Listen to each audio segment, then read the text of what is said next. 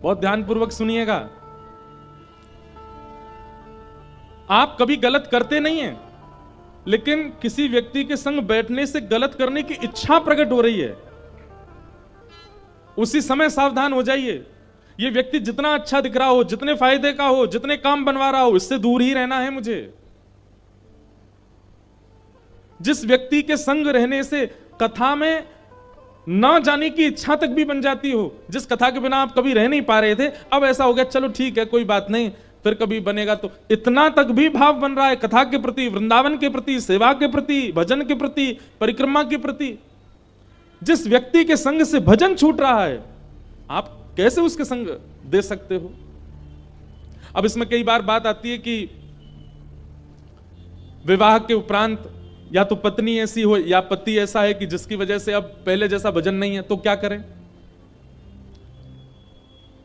पहले तो अब तो जिनके ब्याह नहीं हुए वो पहले ही ठोक बजा के भैया कि ठीक है कि नहीं, घड़ा कहीं पोला तो नहीं, भीतर भरा हुआ है ना इसमें भाव, पहले ही देख लो। हम तो कथा में कहते हैं कि अपने बायोडाटा जो बनवाते हैं ना लोग विवाह के लिए जब भेजते हैं, तो उसमें सबसे पहले ये लिख देते हैं कि हमने बीए किया है, हमने एमए किया है, हमने ये किया है, हमारी हॉबीज ये हैं, हमारे ये है ये।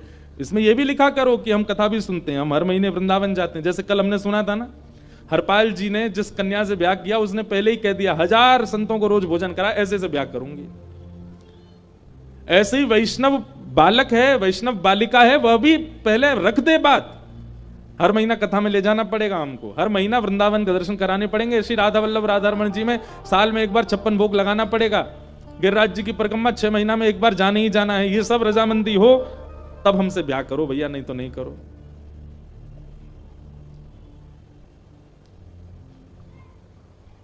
तो पहले ही देख लीजिए, अगर लग रहा है कि हां अनुकूल है तो अच्छी बात है, लेकिन अब जब ब्याह हो गया, पहले अनुकूल बनने का उसने दिखावा कर दिया, बाद में दिखा कि नहीं भाई ये तो बिल्कुल ही वैष्णव नहीं, अब क्या करें? अब तो ब्याह हो चुका। हमारे 2 रूप होते हैं, एक हमारा मानसिक रूप है, एक हमारा देहिक रूप है। बहुत ध्यान से सुनना। हम मानसिक रूप से सदा छुपे ही रहते हैं। हम अपना एक रूप जो हमारे भीतर है, हम उसको सबसे छुपा के ही रखते हैं। बाहर जो दिख रहा है वो हमारा वो रूप है जो हमने बनाया है, बनावटी है। असली रूप तो अंदर छुपा बैठा रहता है। ठीक वैसे ही जिनको विपरीत परिवार मिल चुका है, विपरीत पत्नी है, विपरीत पति है, विपरीत समाज है, अब कुछ कर नहीं सकते, तो फिर वो उनके लिए एक ही उपाय है कि वो बाहर का जो रूप है उसको बनावटी ऐसा करें कि वो उनके अनुकूल लगे। उनको लगे नहीं है तो हमारे जैसा ही है, लेकिन मानसिक रूप से, अंतरंग भाव से मानसी सेवा में प्रवृत्त हो जाए। मानसी सेवा समझते हैं?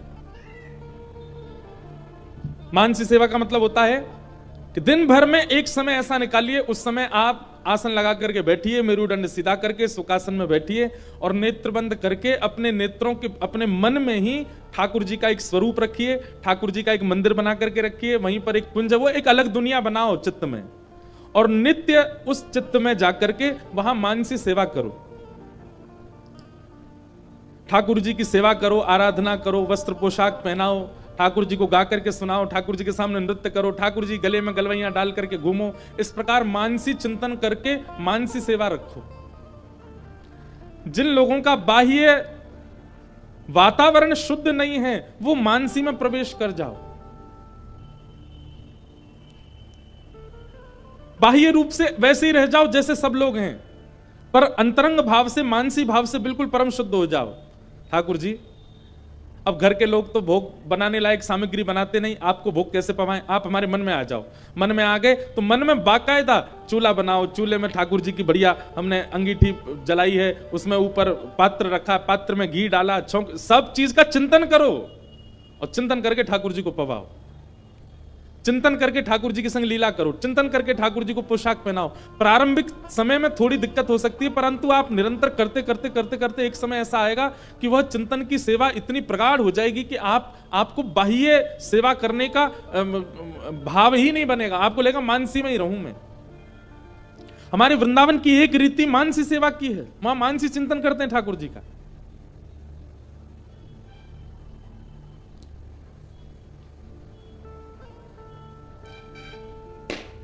अपने अपने मन का भाव शुद्ध रखो, मन का वातावरण शुद्ध रखो, और वातावरण शुद्ध नहीं है तो फिर अंतर्निष्ठ हो जाओ। मन में मन के ही वातावरण को शुद्ध अंदर ही अंदर कर लो। बाहर के लोग भले ही कितने भी अपवित्र हों, जैसे प्रहलाद जी महाराज राक्षसों के बीच में रहकर के भी परम भक्त हैं, वैसे ही आप भी हो जाओ। लेकिन भगवान कहते हैं मन को एकाग्र करने का मैया यही तरीका है क्या?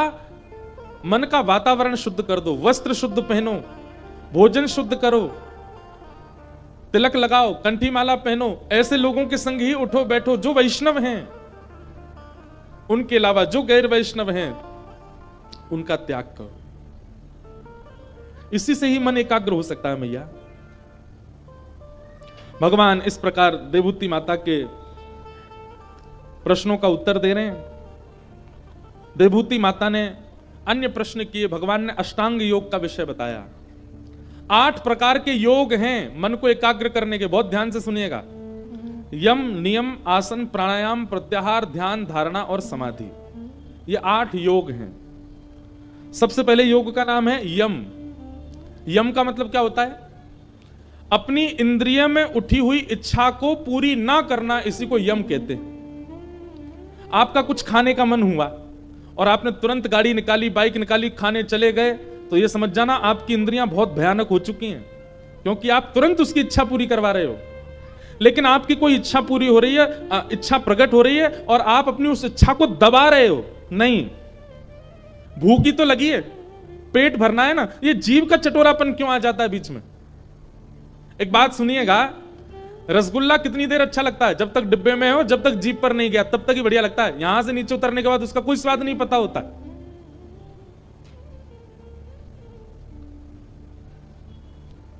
इसलिए सबसे पहला यम, अपनी इंद्रियों को इतना वश में करो, इनकी प्रकट होने वाली इच्छाओं को दबाओ। आंख यदि कहती है मुझे ऐसा रूप दिखाओ, तो आंखों से कहो देखना है तो श्याम सुंदर को देख, नहीं तो बैठी रहे।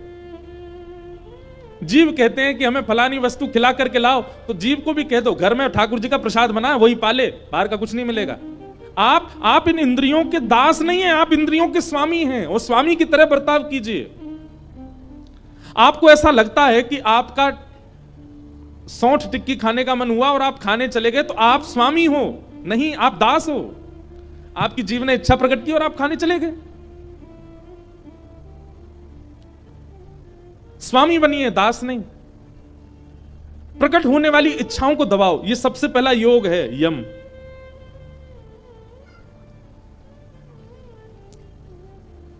दूसरे योग का नाम है नियम।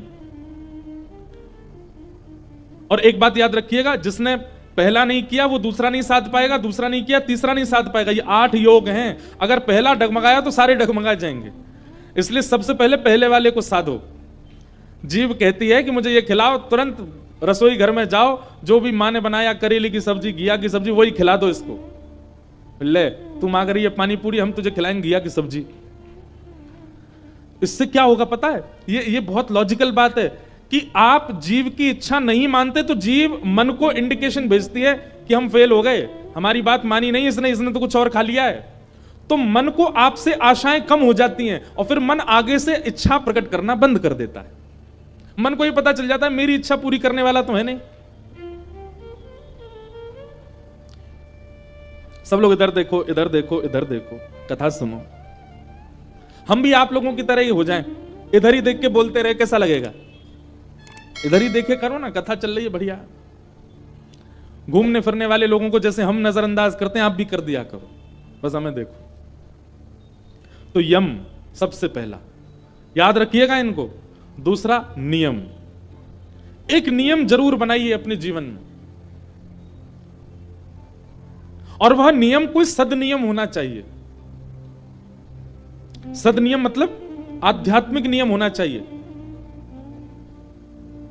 जैसे सुबह उठे हैं, उठ करके हाथ मुंह धो लो, स्नान आदि कर लो, और स्नान आदि करने के बाद में फिर कुछ खाने पीने की इच्छा होती है, नियम बना लो, हम जब तक कुछ नहीं खाएंगे जब तक वृंदावन के सप्त निधियों को प्रणाम नहीं कर लें।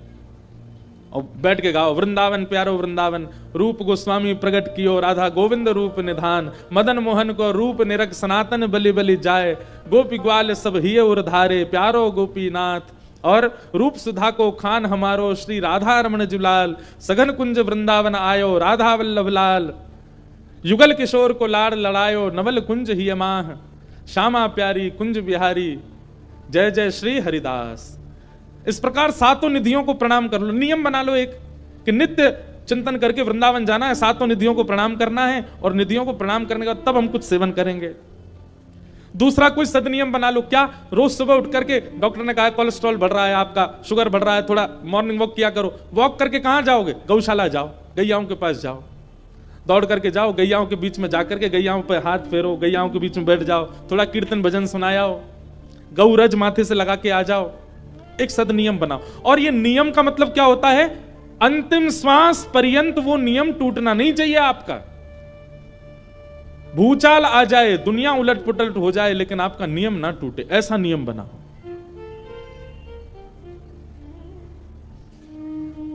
हमने जब कथा कहना प्रारंभ किया था, तो प्रारंभिक समय में, बिल्कुल प्रारंभिक समय में, जब इतनी कथाएं नहीं होती थी, तो क्या करते थे? हमारी गौशाला है वृंदावन में, सुबह उठ करके 3:30-4 बजे उठ करके स्नान ध्यान करके, और कोहरे का समय होता था, ठंड का ही समय, मुझे अभी भी याद है, और हम जाते अपनी भागवत जी को लेकर के, और गैयाओं के बीच में तखत बिछा के वही कथा सुनाते गैयाओं को। यही सब चर्चा जैसे आपको सुनाते हैं ना, गैयाओं को भी बोलता था, इधर देखो इधर देखो इधर देखो, ए गैया तू न्यार खावे में लग रही, मुंह देख ले। 15-16 दिन में ऐसा नियम बन गया था कि गाय अगर मैं नहीं जाता था तो गैया रमाती थी पूरे दिन। आज व्यास जी कथा सुनाने नहीं आए हमको,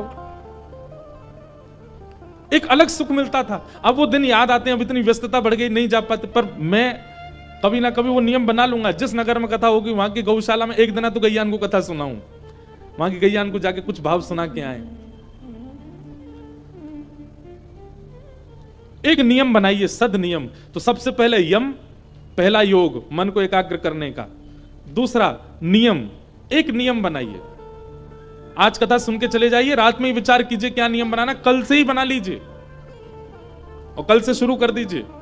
और वो नियम ऐसा हो जो टूटे ना, दुनिया हिल जाए लेकिन आपका नियम नहीं टूटे। यम, नियम। और तीसरा आसन, एक आसन पर ज्यादा देर बैठने का प्रयास किया कीजिए, आसन को जीतो। जो व्यक्ति बहुत ज्यादा मुद्राएं बनाता है ना, उठने में, बैठने में, चलने में, ये समझ जाना इसका मन एकाग्र नहीं है। कई लोग खड़े भी होंगे तो यूं ही खड़े होते हैं, कमर पे हाथ धर के, कभी दीवार से हाथ लगा करके, और कुछ ना कुछ उनको सहारा ही चाहिए होता है। बैठेंगे सोफा पे सीधे नहीं बैठ सकते, पाम में पाम दबा लेंगे, कभी पाम ऊपर धर लेंगे, कभी कुछ करेंगे। कथा में ही बैठने वाले सोता सुनते हैं, वो भी एक आसन में नहीं बैठते, कुछ ना कुछ बदलते ही रहते हैं। बहुत अंगड़ाइयां लेने वाले व्यक्ति को भी यही समझ लेना, मन एकाग्र नहीं है इसका। लेकिन हम आते हैं ना, हमारी 2-4 जगह से सरबट आती है, हमारी तो प्रेस भी नहीं बिगड़ती बगलबंदी की, ऐसे बैठे रहते हैं पूरे। एक आसन में स्थिर रहना एक प्रकार से मन को एकाग्र करने का तीसरा आसन है। बहुत कहते हैं लोग, मन बहुत, महाराज जी हमारा भजन में मन बहुत विचलित होता है, नाम जब करते हैं मन इधर उधर चला जाता है। करिए नियम, यम, नियम, आसन। और चौथी बात प्राणायाम। कुछ नहीं करना ज्यादा प्राणायाम, पर एक करो। क्या? एक नासिका छिद्र बंद करके जब श्वास भीतर लो, तब किसी मंत्र का उच्चारण करो, मंत्र का चिंतन करते हुए श्वास भीतर लो। याद रहे गायत्री मंत्र नहीं होना चाहिए, क्योंकि गायत्री मंत्र लोग बाग बहुत बोलते हैं, गायत्री मंत्र को उच्चारण करने का विधान नहीं है। गायत्री मंत्र मन ही मन चलना चाहिए, उसको बोलना नहीं चाहिए, उसका उच्चारण नहीं होना चाहिए। उसके लिए अवस्था शुद्ध चाहिए, व्यवस्था शुद्ध चाहिए, तन शुद्ध होना चाहिए। चलते फिरते उठते बैठते गायत्री बोलने से उसका फिर प्रभाव गलत होता है। कोई भी भगवत नाम हो, कोई भी वैदिक श्लोक हो, उसका जो आपको याद हो, नासिका बंद करके जब श्वास खींचो तब उसका चिंतन करो। दोनों नासिका बंद करके जब ब्रह्म रंध्र में आपके वायु पहुंच जाए तब पुनः उसका चिंतन करो। और दूसरी नासिका छिद्र से श्वास निकालते समय फिर 3 बार श्लोक का वाचन करना है। पूरक, रेचक, कुंभक, लेते समय, व्यवस्थित समय और निकालते समय, तीनों समय प्राणायाम। यम, नियम, आसन, प्राणायाम। और 5वां योग है प्रत्याहार, आहार की शुद्धि। आहार की शुद्धता में एक चीज बना लीजिए, क्या? जो ठाकुर जी को भोग लगेगा हम वही पाएंगे, बिना भोग की वस्तु स्वीकार नहीं करेंगे, यही नियम बना लो बस। और फिर जो ठाकुर जी को भोग लग सकता है वही बनाइए, उसके अलावा कुछ नहीं। यम, नियम, आसन, प्राणायाम, प्रत्याहार, ये 5 नियम, 5 योग आप पालन कर लीजिए। बचे हुए 3 आपको करने नहीं पड़ेंगे, तीनों आपको अपने आप मिल जाएंगे। कौन कौन से? ध्यान, धारणा और समाधि। ये 5 यदि भली भांति आपने कर लिए, आप 1 हफ्ता ये 5 नियम पालन करके देखिए, उससे क्या होगा? 5 नियमों का पालन करते हुए 1 हफ्ता बाद आप एक आसन पर बैठ करके नेत्र बंद करके जिस भूमि का, जिस तीर्थ का, जिस स्थान का चिंतन करोगे, अपने आप वह स्थिति बनने लग जाएगी। ध्यान, और ध्यान करते करते करते कुछ दिन और बाद फिर क्या होगा? धारणा की स्थिति हो जाएगी। धारणा की स्थिति मतलब यदि आप बद्रीनाथ का स्मरण कर रहे हैं और बद्रीनाथ में इस वक्त माइनस में टेम्परेचर है, तो आप बिसौली में बैठे बैठे वहां के वातावरण का अनुभव कर पाएंगे। और अंतिम स्थिति समाधि। समाधि का मतलब क्या है? बैठे थे आप नेत्र बंद करके, नेत्र खोल करके देखा तो आपको लगा 10 मिनट हुए, लेकिन घड़ी देखी तो 4 घंटे निकल गए, आपको पता ही नहीं चला। और स्थिति ये तक भी जा सकती है कि बिसौली में बैठ करके आप नेत्र बंद करके चिंतन करोगे। आज वृंदावन बिहारी लाल जी ने गुलाबी कलर की पोशाक पहनी होगी, गले में सुंदर मोतियों की माला पहनी होगी, सुंदर ठाकुर जी ने आज कमल के पुष्प की माला पहनी होगी। आप जो चिंतन करेंगे वह चिंतन आपकी भूमिका नहीं होगी, आपकी भावना नहीं होगी, वो वास्तविकता। बिहारी जी ने वैसा ही श्रृंगार किया होगा उस दिन, वो आपको अनुभव होने लग जाएगा। ये मन की एकाग्रता से होता है। और कुछ नहीं तो केवल 15 दिन का व्यक्ति ट्रायल ही करके देख ले इन 8 के लिए। यम, नियम, आसन, प्राणायाम, प्रत्याहार, 5 काम उसको करने हैं, 3 उसको प्राप्त होंगे, ध्यान, धारणा, समाधि। पहले ध्यान प्राप्त होगा, ध्यान करते करते 1 महीना निकल जाएगा, तब धारणा प्राप्ति होगी, धारणा करते करते 1 महीना निकलेगा, तब समाधि की स्थिति में आएगा। ये अष्टांग योग का प्रवचन भगवान कपिल कर रहे हैं देवहूति माता को। ये अष्टांग योग है। जितने ताली बजाए हैं सबको हम सौगंध दे दें कि आपको कल से ही करने हैं ये। ताली तो बजाई आपने, पर ये करेंगे कितने? करेगा कोई नहीं। हमको इसी बात का थोड़ा सा कष्ट रहता है कि हम कथा में इतने भाव बता तो देते हैं, पर पालन कितने लोग करते हैं? सब नहीं। सबको लीलाओं का अनुभव हो, सबको ठाकुर जी के स्वरूप का अनुभव हो। वो लीला और स्वरूप सुनना कथा में जितना प्रिय लगता है ना, उसका अनुभव उससे भी ज्यादा अच्छा। पर उसके लिए ये कड़वे नीम चबाने तो पड़ेंगे।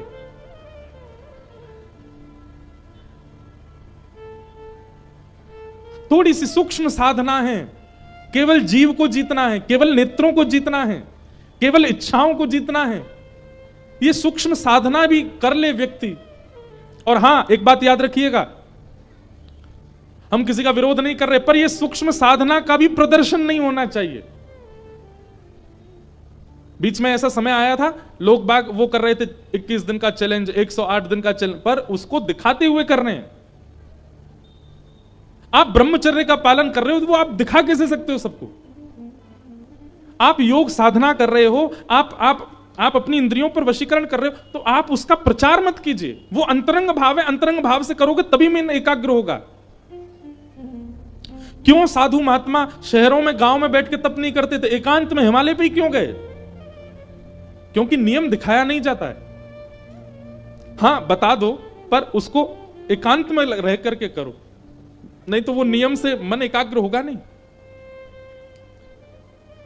अष्टांग योग बताए, तत्पश्चात मैया ने कई प्रश्न किए। भगवान ने सब प्रश्नों के उत्तर माता देवहूति को प्रदान किए और देवहूति माता उत्तर श्रवण करके आनंदित हुए। तत्पश्चात ज्ञान उपदेश जब पूर्ण हुआ, तब भगवान कपिल ने देवहूति माता से पूछा, मैया आपने इतने प्रश्न किए, हमने सबके उत्तर दिए, क्या समझ में आया? तब देवहूति माता कहती हैं कि अहो वतस्वपचो तो गरियान यज्जह्व अग्रे वर्तते नाम तुभ्यम ते पुस्तपस्ते जुहुवु स्वस्नेरार्या ब्रह्मानुचुना गृणन्ति ते। बहुत ध्यान से सुनो। विभूति माता कह रही हैं, हे भगवान कपिल, हे पुत्र कपिल, आपने जितना उपदेश दिया मैं सबसे एक ही बात समझ पाई हूं। क्या? इस संसार में यदि स्वपच व्यक्ति भी है, यदि भक्ष भक्ष खाने वाला व्यक्ति भी है, महापापी व्यक्ति भी है, तो वो महापापी व्यक्ति अपने महापाप से भी निवृत्त हो सकता है केवल और केवल आपके नाम का आश्रय लेकर के। आपके नाम में इतना बल है, आपके नाम का इतना प्रभाव है कि उस नाम का कोई आश्रय ले ले तो वह नाम उसके समस्त प्रकार के आर्तों को, पापों को, सबको नाश करने की क्षमता रखता है। नाम सामान्य नहीं है बंधुओं। कई लोग कहते हैं महाराज जी हम नाम जप तो बहुत करते पर फिर भी हमारा मन शुद्ध नहीं हो रहा। अरे जपते रहो। एक दो बार की दवाइयां लेने से बीमारियां दूर नहीं होती। कई बार कितने दिनों तक कोर्स करना पड़ता है तब जाकर के वो बीमारी ठीक होती है। कई दिनों तक प्रयास करते रहना पड़ता है तब जाकर के आपके भीतर का रोग ठीक होता है। ऐसे ही नाम चाहे जितना भी रोग हो, नाम आप जपते रहो, नाम आप रटते रहो।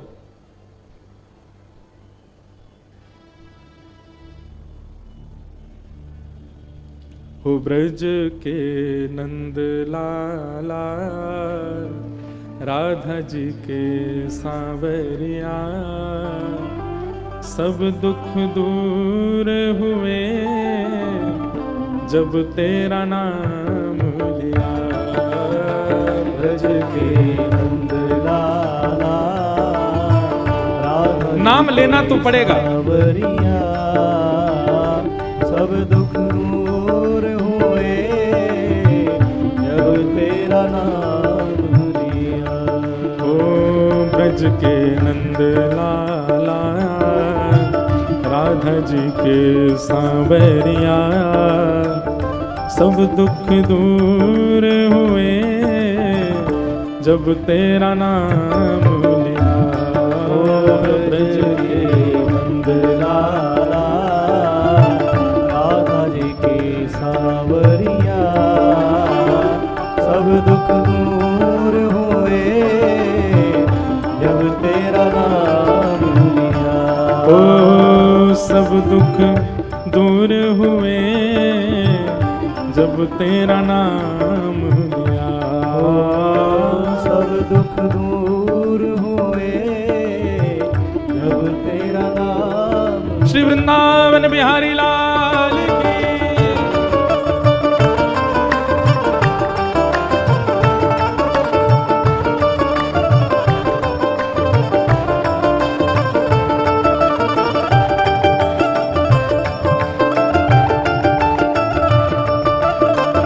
खूब भाव से नाम गाओ ठाकुर जी का। श्री गोवर्धन नाथ की।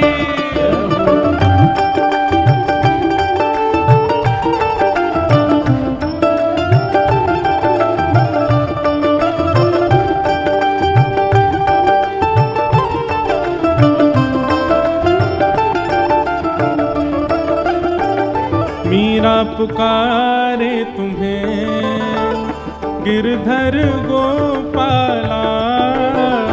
मीरा पुकारे तुम्हें गिरधर गोपाला।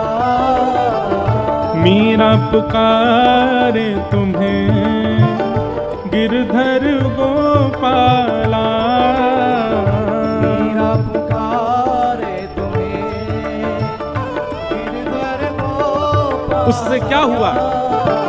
ढल गया अमृत में विष का भरा प्याला। ढल गया अमृत में विष का भरा प्याला। ओ विष का भरा प्याला कौन मिटाए उसे जिसे तूने राख लिया। सब दुख दूर हुए जब तेरा नाम लिया। सब दुख दूर हुए जब तेरा नाम लिया। ओ सब दुख दूर हुए जब तेरा नाम लिया। सब दुख दूर हुए जब तेरा नाम लिया। ओ ब्रज के नंद लाला राधा जी के सांवरिया, सब दुख दूर हुए जब तेरा नाम लिया। सब दुख दूर हुए जब तेरा नाम लिया। देख रहे हो तुम मेरे दुखड़े सारे, देख रहे हो तुम मेरे दुखड़े सारे। सब लोग गाओ। देख रहे हो तुम मेरे दुखड़े सारे, देख रहे हो तुम मेरे दुखड़े सारे। कब दर्शन दोगे मेरी आँखों के तारे, कब दर्शन दोगे मेरी आँखों के तारे। ओ कब दर्शन दोगे मेरी आँखों के तारे, कब दर्शन दोगे मेरी आँखों के तारे। ओ मेरी आँखों के तारे। अधर पे मुरली है कांधे पे कामरिया, सब दुख दूर हुए जब तेरा नाम लिया। सब दुख दूर हुए जब तेरा नाम लिया। ओ सब दुख दूर हुए जब तेरा नाम लिया। सब दुख दूर हुए जब तेरा नाम। भाव भाव से ओ ब्रज के नंद लाला राधा जी के सांवरिया, सब दुख दूर हुए जब तेरा नाम लिया। सब दुख दूर हुए जब तेरा नाम। राधा रमण लाल की।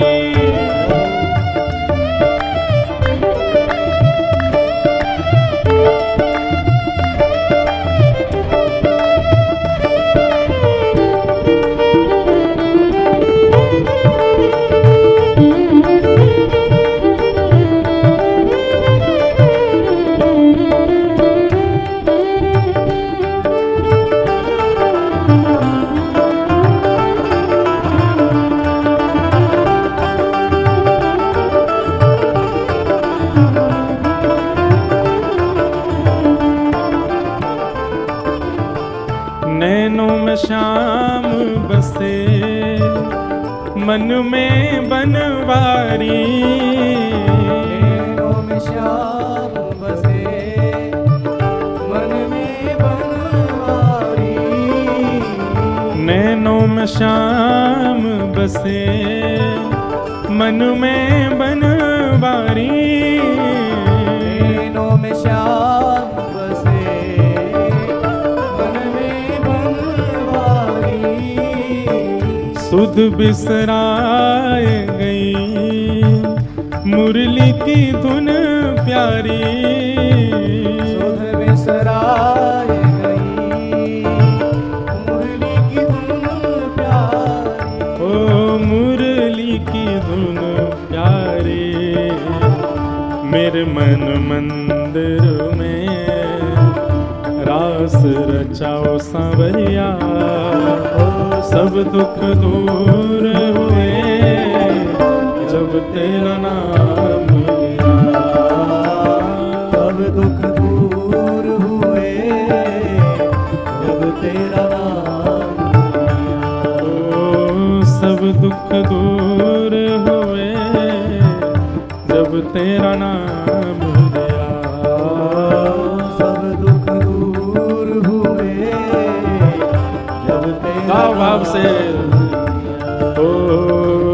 के नंद लाला, राधा जी के सांवरिया, सब दुख दूर हुए जब तेरा नाम लिया। ओ सब दुख दूर हुए जब तेरा नाम गोविंद में